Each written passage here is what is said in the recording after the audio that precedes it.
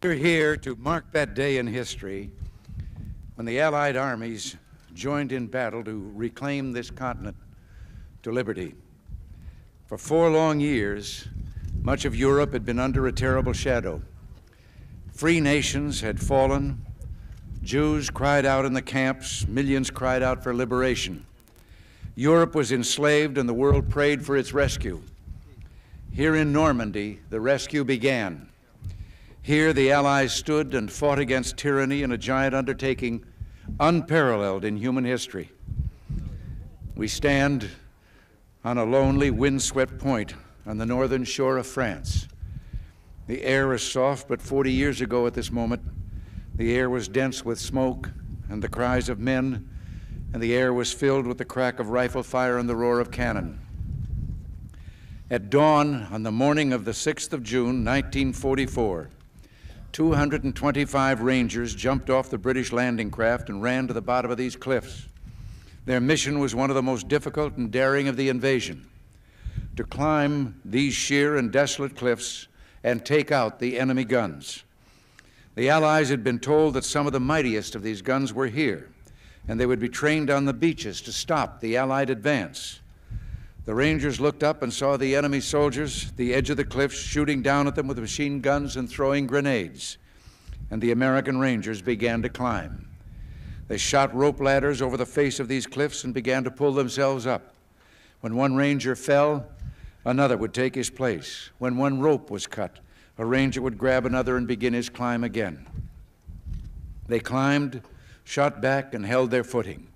Soon, one by one, the Rangers pulled themselves over the top, and in seizing the firm land at the top of these cliffs, they began to seize back the continent of Europe.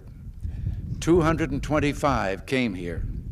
After 2 days of fighting, only 90 could still bear arms. And behind me is a memorial that symbolizes the Ranger daggers that were thrust into the top of these cliffs. And before me are the men who put them there. These are the boys of Pointe du Hoc.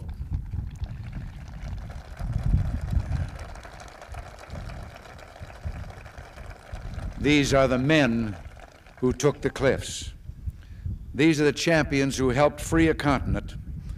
And these are the heroes who helped end a war. Gentlemen, I look at you and I think of the words of Stephen Spender's poem. You were men who in your, quote, lives fought for life and left the vivid air signed with your honor. I think I know what you may be thinking right now, thinking we were just part of a bigger effort. Everyone was brave that day. Well, everyone was. Do you remember the story of Bill Millen of the 51st Highlanders? 40 years ago today, British troops were pinned down near a bridge waiting desperately for help. Suddenly they heard the sound of bagpipes, and some thought they were dreaming. Well, they weren't. They looked up and saw Bill Millen with his bagpipes leading the reinforcements and ignoring the smack of the bullets into the ground around him. Lord Lovat was with him, Lord Lovat of Scotland, who calmly announced when he got to the bridge, "Sorry, I'm a few minutes late," as if he'd been delayed by a traffic jam, when in truth he'd just come from the bloody fighting on Sword Beach, which he and his men had just taken. There was the impossible valor of the Poles, who threw themselves between the enemy and the rest of Europe as the invasion took hold, and the unsurpassed courage of the Canadians, who had already seen the horrors of war on this coast. They knew what awaited them there, but they would not be deterred. And once they hit Juno Beach, they never looked back. All of these men were part of a roll call of honor with names that spoke of a pride as bright as the colors they bore. The Royal Winnipeg Rifles, Poland's 24th Lancers, the Royal Scots Fusiliers, the Screaming Eagles, the Yeomen of England's armored divisions, the forces of Free France, the Coast Guard's Matchbox Fleet, and you, the American Rangers. 40 summers have passed since the battle that you fought here. You were young the day you took these cliffs. Some of you were hardly more than boys with the deepest joys of life before you. Yet you risked everything here. Why? Why did you do it? Well, what impelled you to put aside the instinct for self-preservation and risk your lives to take these cliffs? What inspired all the men of the armies that met here? We look at you and somehow we know the answer. It was faith and belief. It was loyalty and love. The men of Normandy had faith that what they were doing was right, faith that they fought for all humanity, faith that a just God would grant them mercy on this beachhead or on the next. It was the deep knowledge, and pray God we have not lost it, that there is a profound moral difference between the use of force for liberation and the use of force for conquest. You were here to liberate, not to conquer, and so you and those others did not doubt your cause, and you were right not to doubt. You all knew that some things are worth dying for. One's country is worth dying for, and democracy is worth dying for because it's the most deeply honorable form of government ever devised by man. All of you loved liberty. All of you were willing to fight tyranny, and you knew the people of your countries were behind you. The Americans who fought here that morning knew word of the invasion was spreading through the darkness back home. They fought or felt in their hearts, though they couldn't know in fact, that in Georgia they were filling the churches at 4 a.m. In Kansas, they were kneeling on their porches and praying. And in Philadelphia, they were ringing the Liberty Bell. Something else helped the men of D-Day: their rock-hard belief that Providence would have a great hand in the events that would unfold here, that God was an ally in this great cause. And so the night before the invasion, when Colonel Wolverton asked his parachute troops to kneel with him in prayer, he told them, "Do not bow your heads, but look up so you can see God and ask his blessing in what we are about to do." Also that night, General Matthew Ridgway on his cot, listening in the darkness for the promise God made to Joshua, "I will not fail thee nor forsake thee." These are the things that impelled them. These are the things that shaped the unity of the Allies. When the war was over, there were lives to be rebuilt and governments to be returned to the people. There were nations to be reborn. Above all, there was a new peace to be assured. These were huge and daunting tasks, but the Allies summoned strength from the faith, belief, loyalty, and love of those who fell here. They rebuilt a new Europe together. There was first a great reconciliation among those who had been enemies, all of whom had suffered so greatly. The United States did its part, creating the Marshall Plan to help rebuild our allies and our former enemies. The Marshall Plan led to the Atlantic Alliance, a great alliance that serves to this day as our shield for freedom, for prosperity, and for peace.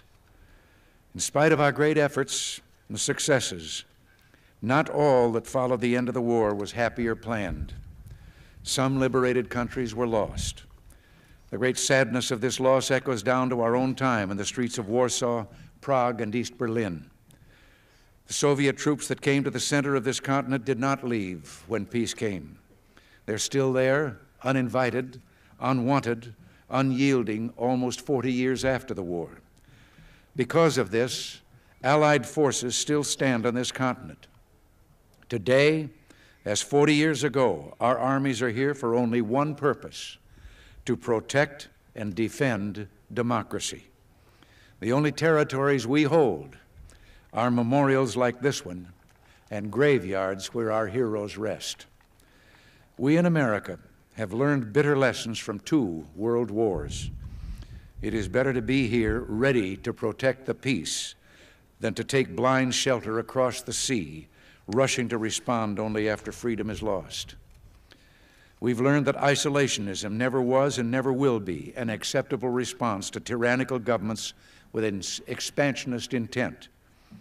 But we try always to be prepared for peace, prepared to deter aggression, prepared to negotiate the reduction of arms, and yes, prepared to reach out again in the spirit of reconciliation. In truth, there is no reconciliation we would welcome more than a reconciliation with the Soviet Union, so together we can lessen the risks of war now and forever. It's fitting to remember here the great losses also suffered by the Russian people during World War II. 20 million perished, a terrible price that testifies to all the world the necessity of ending war. I tell you from my heart that we in the United States do not want war. We want to wipe from the face of the earth the terrible weapons that man now has in his hands.